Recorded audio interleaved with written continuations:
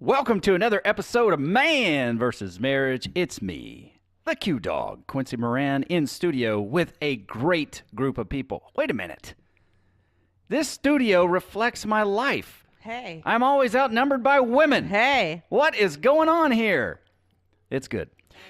It is all my fault. That's right. When you have 7 daughters and you're married, you're always outnumbered by women, but it's all good. Yep. Women. Here's roar. That's right. So I am here in the studio with Rita. Say what's up, Coach Rita. What's up? That's right. I'm in the studio with my lovely wife. Hello, honey. You're gorgeous. And with producer Ashley. Wow. If you have not found Ashley, which we haven't told you who she is, but you better look out. This lady is going to be famous. Up and coming. And I'm going to tell you what, I will one day look at her on the big screen or see her name in lights, and I'll look at somebody and say, you know what? I know her. Yeah, you want my autograph? Because I know her. We can hook you up. Let me plug you real quick, okay? Let me first tell you this, how much I admire you, okay? You are a doer. You conquer. There is nothing that you will not conquer in this life because you put your mind to something and you accomplish it. And I honor you for that. You help me keep going. And I don't tell you that, and probably should, but I'm very proud of you. You do a fantastic job. Now, I want to put your Instagram out there for your cosplay. That is Ashley Does Cosplay. Go find her and look at the incredible stuff that she does. Batman. I don't know who the blue lady was, but she was awesome. The blue lady? Yeah, the blue lady costume. There was the Captain America shield. What else was there? There are several of them. Now she's working on something with wings. There's weapons. There's guns. It's incredible. So Ashley Does Cosplay. Share that with your friends. You can see she goes through the stages of how she makes these costumes. And costumes doesn't sound official enough. But I know, huh? But when you say that. It is incredible. And that Batman costume, that Lego Batman, that freaking tripped me out, man. That was so awesome. I love it. So, yeah, I just wanted to do that. I didn't even know I was going to do that, but she's the one who's producing all these episodes and all these crazy antics. And, you know, when she's away, I go 48 minutes when I'm supposed to go like 30 to 35. And she hasn't used any of these weapons she's created to attack me, which is a plus. So with that, Ashley Does Cosplay. That's it on Instagram, correct? Yeah, go check her out and follow her on Instagram because I'm telling you, in a few years, you can say, hey, I know this guy who told me to follow her, and I kind of know her. You could even say that if you don't. If it gets you an autograph, do it. Okay, so here we are. And we are going back. We're going back to the episode that we did before this one, which is just, we're getting a little bit deeper into the 5 love languages, okay? So hopefully you took our advice and you went to the website and you did the test and you kind of found out what your love languages, what they are. What's the base operating system here for where you are in this current experience called life? Right, Coach? That's what. Okay. That's what we were looking to do. And we talked about the 5 love languages. There's receiving gifts. There's acts of service.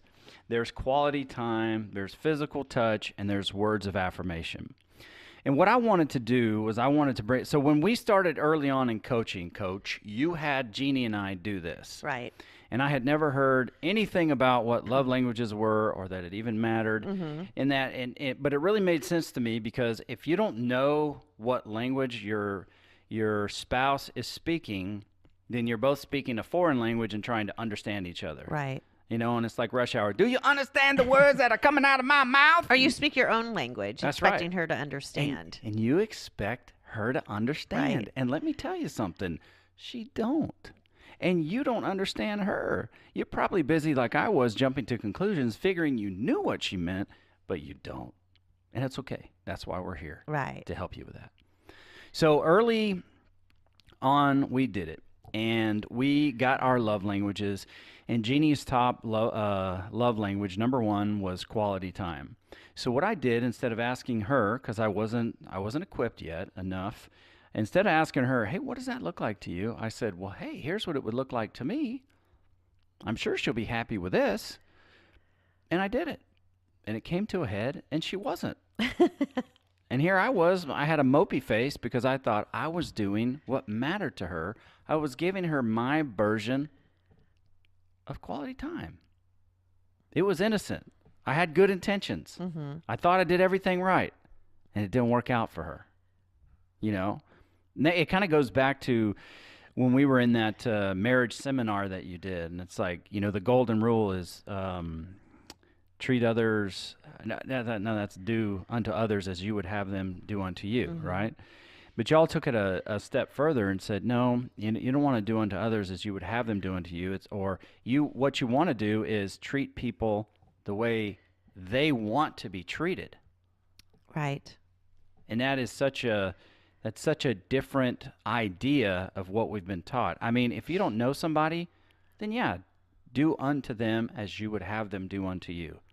Courteous, kind, warm, nice, those things, that's Right. fine. But if you're in a relationship with somebody, why treat them how you want to be treated when they're not you? Exactly. Because in a relationship, you go a step further in meeting that person's need, and they meet your need. And we talk about, give me the playbook. Well, I never asked for the playbook. I just made all her plays and ran them, and it didn't work out. And when things kind of came to a head, you helped us through that, because it just didn't dawn on me that I should ask her, what does that look like to you? And she tells me, and then I do that. Right. What a concept. What a concept. Look, in 16 episodes, guys, look, it took me years to figure it out. You're 16 half-an-hour episodes in, and you get this great, awe-inspiring light from heaven coming down to ask the question, what does that look like? Right. I'm using it at work now, because I have, as I lead my group of people at my location, it can all be my idea, and then I'll have the same situation I had with Jeannie. Exactly. But instead, if I say, hey, here's the goal, what does that look like to you?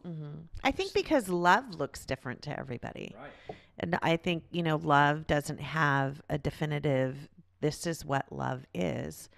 Everybody has their own definition of love and what love looks like to them. Right. So that's why you have to define it between each other, because what love looks like to you is totally different than what love would look like to Jeannie. So it's I think that's why this love language is such a valuable tool for you listeners, because it gives you some place of okay, we can start here, Right. instead of just not starting anywhere, and then you're in a relationship 5 years down the road and you're saying, well, he doesn't love me or she doesn't love me, because y'all aren't talking on the same, you're not talking each other's language of what speaks, Right. I love you.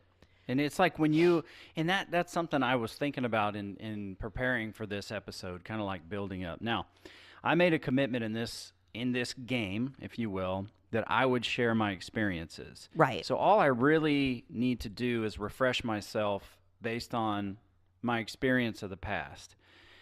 And I beat myself up sometimes because it's like, you need to do more. But it's like, well, I can't add anything to my experience. All I can do is refresh it and get my thoughts out. But it to me, what we have to do is really, we have to step out of ourselves and say, what's the point of treating somebody the way that I want to be treated if it's not fulfilling to that person? Exactly. What's the point of that? That's self-serving. Even if you think you have good intentions, it's still a self-serving point of view. So in a relationship, like we talk about, it's like, I want to get the playbook so I know what is fulfilling to you. because I want to be that for you.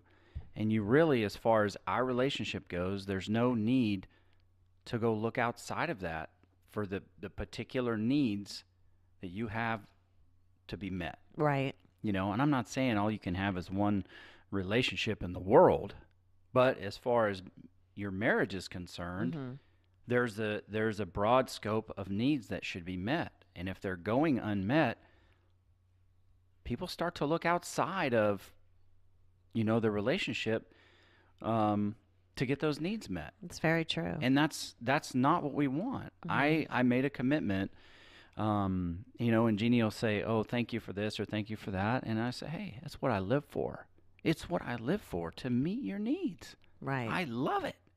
I love doing that. So if we could just take a step back and make a decision within ourselves to say, I just want to know what you want and what fulfills you.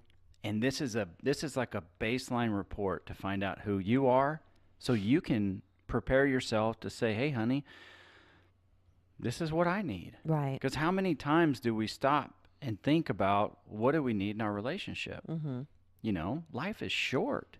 You might as well have the absolute best, crazy, good, amazing relationship that this life has to offer. But it's not just going to happen. Right. You got to do something, you Mhm. know, you got to do something. And right now, 9 times out of 9, you just do what you've seen in the other relationships. Mhm. And I know we say that, but it's important just to remind us that you only do what you see. And maybe you've gotten better. Maybe you've said, I'll never be that. So you go to the opposite end and you're the very opposite of that. Right. And that can cause trouble too. I think sometimes we get comfortable too. Yes. We get very, very comfortable in relationships, and a lot of times once we become comfortable, then there's like what really destroys it is selfishness. Mm-hmm. So it's a real mixture. You really got to be aware of yourself and know where it is that you are at, and to be able to continue to keep growing your relationship and keep both of you keep growing and both of you keep adding to the relationship. Right. And I think after we, you know, we're about to dive off the board into the water into this episode here. Right. I think you'll see that it doesn't matter where you start. It's all about what you're becoming or where you're going. Exactly. And I'm not saying I'm not saying out of these 5, there's any one that's better than another to have as your number one. Absolutely. The first thing is just to figure out where What you it are. is. Let's just start with where you are. Right. So let's go back. We're on 6 years, going on 6 years before now, when we started this coaching. Uh-huh. And it really started to kind of, I really started to kind of see who I was when we did that Living Life by Design course. And you kind of start to identify who you are, kind of what makes you move. And, you know, words of affirmation were a big deal to me. And that what ended up in the love language being my number one was Mm-hmm. words of affirmation. So I needed people to really, one thing that my language is if you tell me I'm doing a good job or you're proud of me, that really, you know, speaks to you. Yeah, it sent my confidence through the roof Mm-hmm. so that I could go and do it again. Right. So what I'll do, Coach, is I'll read you what my 5 love languages were in order 6 years ago. 6 years ago, Okay. back in the day. Okay, and I don't know, I haven't done enough research to know what the numbers mean next to it, but number 1, coming in with 9 votes, number 1 was words of affirmation. 2 was number 8. It had 8, whatever the score is, and it was physical touch. Number 3 had a 7, and it was quality time. Number 4, am I going too fast? Mm-mm. Number 4 had a number 5 next to it, and it was acts of service. And number 1, or the last one, number 5, had a 1, and it was receiving gifts. And it's kind of like what we talked about during the last one. I don't like to receive gifts. And I'm sure we'll get through that sometime. Now, I decided to take it again because I was having some trouble finding it in my email because I took it via email at one point. So here's how my new score comes up. Okay. And this is a trip. Number 1 had 10, we'll just call it 10 votes. Uh-huh. Next to it, and it was quality time. Okay. Number 2, with 8 votes, had acts of service. If it was a video podcast, you would see Rita's face. Number 3 had 6, and it was physical touch. Number 4 had 4 votes, and it was words of affirmation. And then number 5, and still in last place, receiving gifts, but it had a 2 instead of a 1. Now, I love to theorize. Okay, what's your theory on this? Here's my theory. Okay. So, in 2016, December, I had, okay, no. I think I should even go back before that. Okay, I had a situation where I was always a very hopeful guy, right? And through the process and through faith, it was kind of revealed to me that I had lost a lot of hope in my life. Uh-huh. And during that process, I had seen what I had allowed autism to do in destroying the hope in my life for the future, for my children's future. Mm-hmm. So I went through some really intensive self-development things on my own. Like that's when I started, like we started talking about in episode 000 and 01 and all these, that's when I started to redesign my personal philosophy for who I wanted to be. Right. And I'd already taken this, I believe. Mm-hmm. So if you fast forward from there, and every day, if everybody was asking me, how you doing? What do you need? You know, my friends that are in the faith say, hey, you know, what do you need prayer for anything, whatever it is. I said, you know, pray hope would rise in the Moran household. And so every day I was saying that just to get my hope to rise again, so that I could, you know, I could press forward. Mm-hmm. Fast forward, you know, I'd been going through some health issues for a long time, and I had diverticulitis. And it came to the point where there was so much damage that had been done in my body, I had to have surgery. And the surgery was not a light surgery. They had to remove part of my colon. Mm-hmm. And I had to end up getting an ileostomy bag for a few months. And so I was like flat on my back. So through that process, I couldn't go out and do, and there were really no true words of affirmation coming my way. So I had to take that over and start affirming myself and building myself up, because I had a lot of time by myself, you know, and thanks to my faith, I started getting some words, if you will, about who I was and who I wanted to see myself become. Mm-hmm. So I started saying that. And at the same time, you know, before, because of work, I wasn't home all the time. Right. So now I'm home all the time, and I am getting more time with my family. I'm getting less time out in the business world, if you will. Mm-hmm. So what I say is, I mean, and I went through, it wasn't just one surgery. It ended up being 8 surgeries. It wasn't just 8 surgeries, but there were months where the stomach pain was so debilitating that you would have to stop everything you're doing to let it pass. Right. I had to go to work and in public with these drains hanging out of my stomach. I remember that. With this scary, disgusting fluid coming out of them because of an infection in my stomach.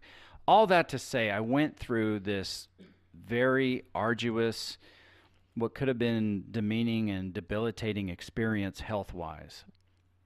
And I came out mentally stronger than I went in. Mm-hmm. And I know that's not the case for everybody. Right. But what I ended up doing was transforming myself as a person. This is what I believe. Mm-hmm. This is my theory here. So since I took a front seat in affirming myself, I feel like I needed less of the world to tell me who I was because my confidence in who I was becoming grew. Right. Which to me is really, I'm okay with that. Mm-hmm. I'm okay with that because that means it's like the opposite can tear you down. Right. So that means that people's words negatively towards me have less effect on my life than they ever have Right. because I'm becoming more secure and confident in who I am as a person. Mm-hmm. On the other hand, now, quality time used to be low on my list, but now it's become really high on my list. Right. And then acts of service is in second place. I think that kind of came from being so dependent on my family Mm-hmm. to help me. It's what I needed in the moment. And it wasn't just like a light situation. We're talking about, Jeannie was afraid that I was not going to make it out of this alive. It was very life altering, I believe, the Right. whole situation from start to finish. So Definitely. Yeah. So in my idea of looking at this, because I was shocked. I was absolutely shocked when I saw When it. you said that, I was like, wow. But then again, I see it in a different light because if I'm looking at the Quincy in 2013, okay, if I'm looking at the man that was sitting in front of me 6 years ago, when I introduced this to you guys, I remember a Quincy looking for affirmation to like solidify who you were. Mm-hmm. Like you needed those outside voices to affirm you and to almost like as an acceptance. Yes. Because I'm not sure at that moment in time if you were truly accepting yourself. I mean, I'm just being Come on with it. very, Yeah, come on. very much real. You have my permission to In- say in- everything that you think. Yeah. You know what I mean? And Yep. what I was seeing 6 years ago, and it was someone, I think, who was a people pleaser. I think we came across that too when we Very were much so. coaching and really digging deep into things. So I can see how words of affirmation would be a high love language on your list because you were seeking out something that you so desired that you weren't getting from your father, from your family, from, just the support system that you had as you were growing up. So that was something that was formed in you. But then like this person that's standing before me in 2019, it's like so different than the 6 years ago, so different in the sense of I can see quality time being yours because I think you're more personable. Mm-hmm. I think you really want to have conversations and meet people where they're at in such a deeper level than you would have 6 years ago. Mm-hmm. Like there's a depth in you, I think, that has been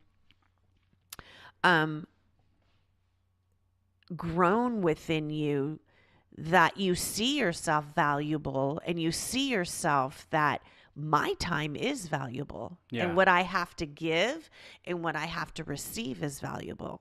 It's two totally different people we're talking here. I mean, like two totally different people where you don't need the outside world anymore to affirm you because I think you're pretty solid in who you are. Yeah. And in that growth of that, I think you wanting to spend time and it's quality time and it's the depth of the person and it's very personal, very intimate, where I don't think before you would want to go to those places. Just out of insecurity, out of being a people pleaser, all those things that you just had challenges with. And I think acts of service is realizing that it pleases you for someone to help you and you're okay with that, because I don't think the Quincy 6 years ago would have been okay with that. No, and But I think because of circumstances, this Yeah. is what you've had to embrace. and also, and what Jeannie and I had talked about, 2 points I want to make. One about Jeannie and words of affirmation, and then this point here. So just in case I get on a tangent here and I forget, having, in prayer. Okay, I'm just going to bring my faith into this for a minute. And if you don't believe that, it's cool, bro. Keep rolling, bro. I really felt like the Holy Spirit said to me, it's time for you to be a vulnerable person. Allow people to see behind the armor. Right. Because for me, the kind of person that I was is I didn't have time to give you my problems because I felt obligated to fix all of yours.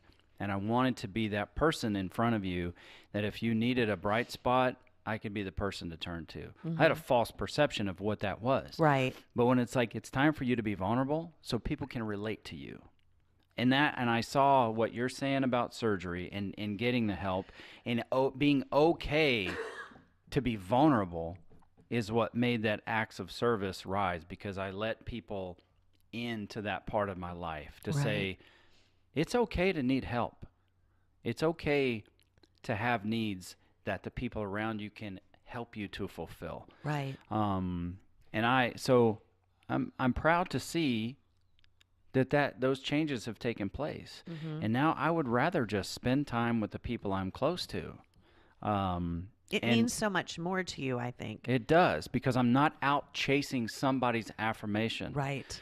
The other side of that words of affirmation is I've never been so solidified in my stance of how my wife feels about me. Mm-hmm. And that, knowing that to me, kind of anchored it and made it something that I did not need as much anymore. So there's a lot more security coming from I'm solid in how my wife feels about me and who she believes I am. And I've begun to tell myself who I am and actually begin to walk that out. Well, you believe it now. I do. And that is a testament from me to you, the listener, that you can become the person you want to be. You can talk and walk yourself into the person that you want to be.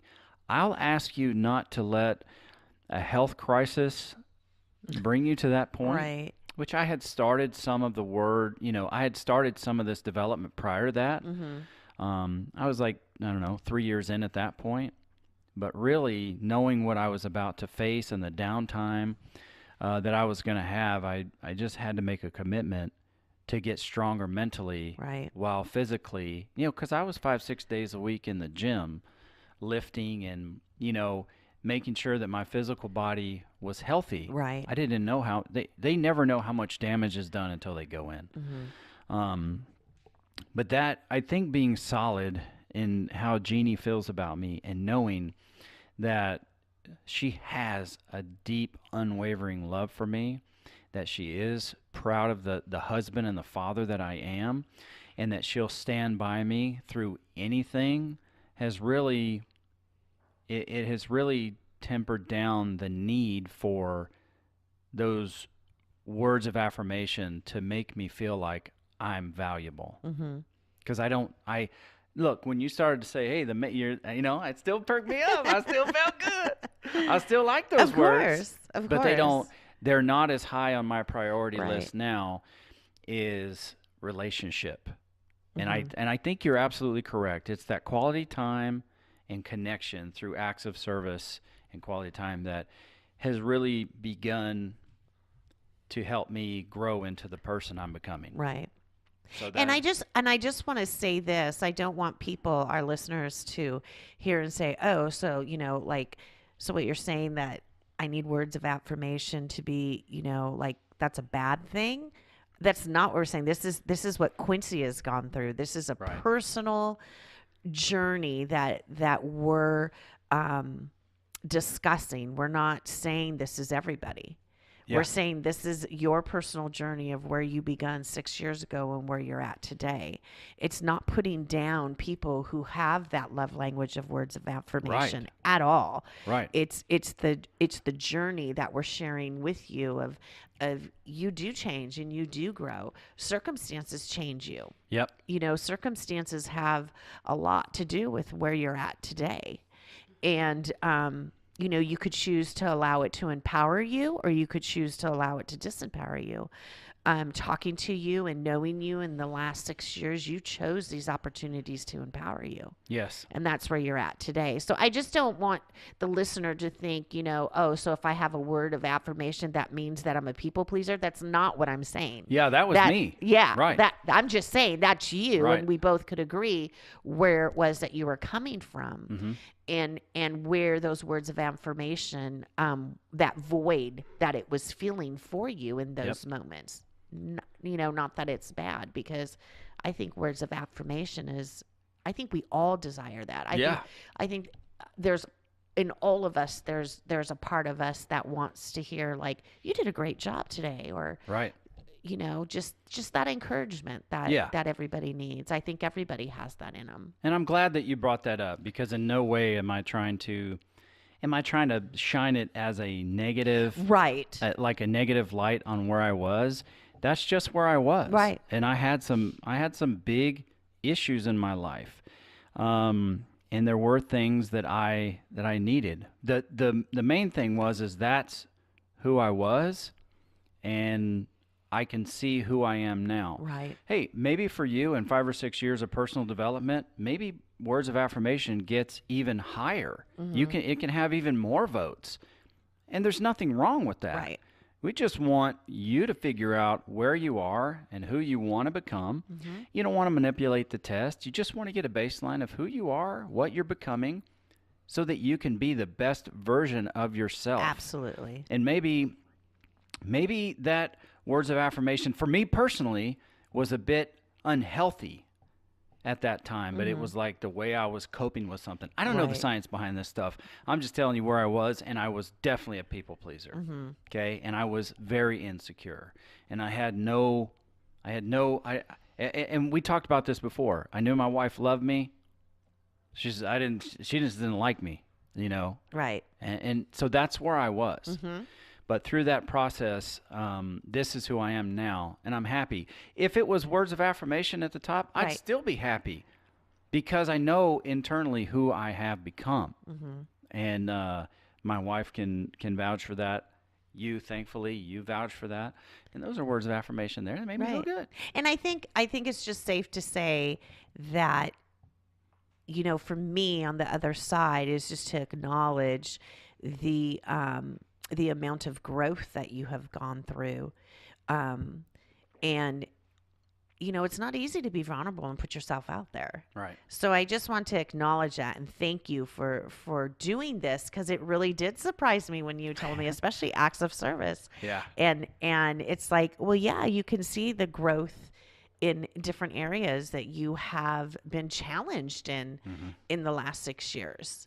So I just want to acknowledge that and say thank you, because I think people out there will get an understanding is that, you know, life is so fast. Like Right. life happens so fast. And if we don't stop and grab a hold of it to start to make things matter and moments matter, like I said before in the other podcast, you're going to be 80 some years old sitting across from your wife, looking at her thinking, who is this person that I married? Yep. Because you invested all this time into other things, and you just thought something else was more important. And then you're in your 80s trying to figure each other out, or like, who is this person? Do I That's even right. like them? Right.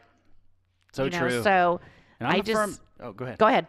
I'm a firm believer that exactly what you said, and then what we can do with time, because it's 24 hours, but it does move so fast with as busy as life is. Yep. You can actually use that to your advantage, because if you keep your head down and moving forward towards your goals, you'll see that a day turns into a week, and that week turns into a month before you know it. And before you know it, there's 3 months. And if you can get consistent execution of what your goals are, before long, that 6 months turns into a year. That year turns into 6 years. And now Here we are. here you are doing a podcast, being vulnerable about your marriage, Yep. and being willing to help men be the best version of their self that they can be. Right. And it happens that fast. So true. You know, we had some other things we wanted to get to, but this episode is going to wrap up right there. Why do I always go blank when it comes to the Facebook and stuff? It's like I know this stuff. It's the name. Yeah, there you go. Well, look, email us. Email us and give us some feedback, maybe some questions that you might have that we can help you with. We appreciate all the feedback that we're getting now. So email us at coach@manvsmarriagepodcast.com. coach@manvsmarriagepodcast.com. And here's something I want to qualify. My notebook is not here because it got left at home. Otherwise, I'd have this crap written down. Sorry. Look, go to the Facebook page and connect with us. It is facebook.com/man vs marriage. Is that it? Yeah. Yes! You see? I did know. Man vs marriage. Check it out.